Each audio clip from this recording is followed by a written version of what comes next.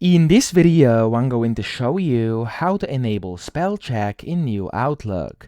Now to do this, first you want to go to the Home tab up top and you want to click on the New button, which is going to of course allow you to create a new email.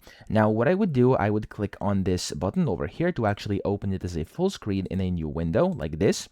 And then from here, what you want to do is go to Options up top. You want to go to Editor and you want to click on it, and then you want to go to here where it says Editor Settings.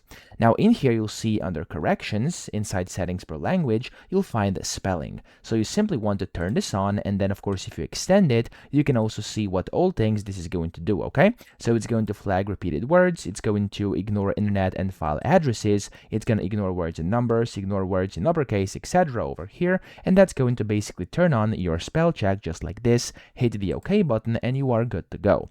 I hope this video helped you out. If it did, please subscribe to the channel and help me out as well.